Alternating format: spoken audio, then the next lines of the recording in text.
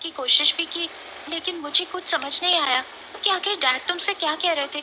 बताओ, कोई प्रॉब्लम वाली बात तो नहीं है ना? अरे अम्मी शांत हो जाओ। एक ही सांस में सारी बातें पूछ लोगी क्या? अरे वो सब तो ठीक है गौतम, बताओ ना क्या हुआ, डैड क्या कह रहे थे? अच्छा आओ बताता हूँ, यहाँ आराम से बैठो। अब बोलो भी। डैडी जी कुछ नहीं कह रहे थे, बस उनको तुम्हारी फिक्र थी और उन्होंने मुझसे यही कहा है कि मैं तुम्हारा ध्यान रखूं। पक्का? डैड ने यही कहा ना?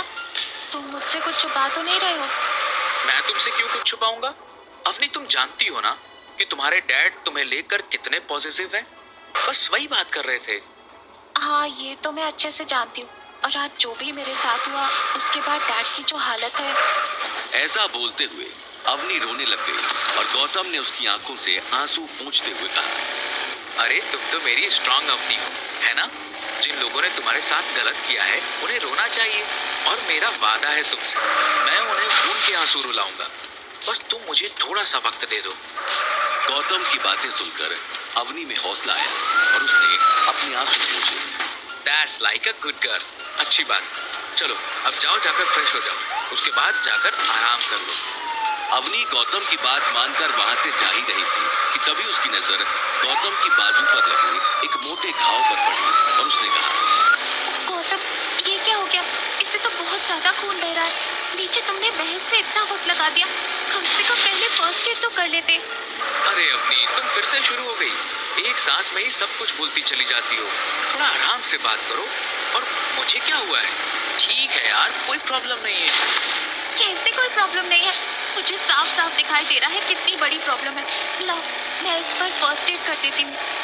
गौतम अवनी को कुछ कहने ही वाला था कि तभी अवनी ने उसके होठों पर अपनी उंगली रखते हुए कहा, बस, अब और कुछ नहीं। तुम पहले ही बहुत कुछ कर चुके हो।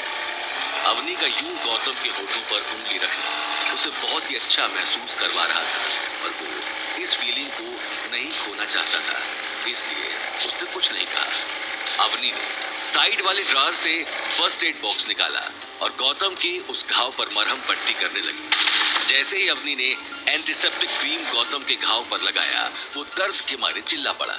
आह!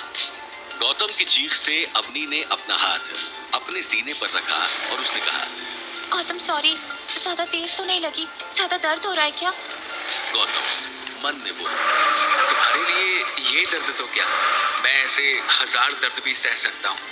बस तुम मेरे साथ रहो।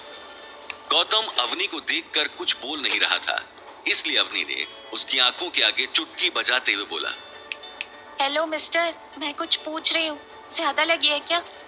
गौतम के चेहरे पर मुस्कान आ गई और उसने कहा, हाँ लगी तो है, लेकिन मेरे सीने में। अवनी कंफ्यूज हो गई और उसने कहा, सीने में? सीने में क्या हुआ? तुम्हारी ये नजरें मुझे घायल कर रही हैं। इतने प्यार से तो मत देखो ना। गौतम की बात सुनकर अवनी उसके घाव पर मरहम पट्टी करके वहां से सीधा वॉशरूम चली गई। जाते जाते उसने हंसते हुए कहा, बस करो गौतम, इतना मजाक करना सेहत के लिए अच्छा नहीं है। अवनी की बात सुनकर गौतम मुस्कुरा उठा और अपना फोन उठाकर स्क्रॉल करने लगा। दूसरी तरफ नीचे रूम में गीता लेटे लेटे गौतम के कार्ड को निहार रही थी।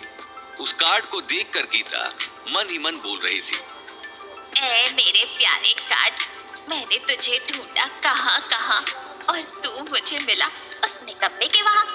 अरे अगर मुझे पहले पता होता ना कि गौतम इतनी मालदार पार्टी बन गया है, तो 5 करोड़ का भी नुकसान न होता जो उसने उन बाप बेटों को दे दिया है। 5 करोड़ तो गए ना हाथ से। खैर छोड़ो, 2 करोड़ भी काफी है, इनमें भी खूब ऐश हो सकती है। गीता अपने मन में अलग अलग स्कीमें बनाई जा रही थी कि वो 2 करोड़ रुपए से क्या क्या खरीद सकती है, कहां कहां ट्रैवल कर सकती है और कौन कौन से नए एक्सपीरियंसेस ले सकती है। जब अनिल वॉशरूम से फ्रेश होकर बाहर आया तो उसने देखा गीता किस तरह ललचाई हुई नजरों से कार्ड की ओर देख रही है, इसलिए उसने उसे टोका, अरे गीता बस भी करो, अब इस कार्ड को ही पूरी रात घूरती रहोगी या फिर कुछ और काम करने का भी इरादा है? वैसे ही आज बहुत बखेड़ा खड़ा हो चुका है, अब आराम से सो क्यों नहीं जाती? अजी तुम चुप रहो, तुम्हें क्या पता पैसे मिलने की खुशी क्या होती है। मारे मारे फिरकर 2 रुपए कमाने की कोशिश करते हो। अरे देखो लॉटरी लगी है लॉटरी, हमारे पास एक साथ 2 करोड़ आ गए हैं।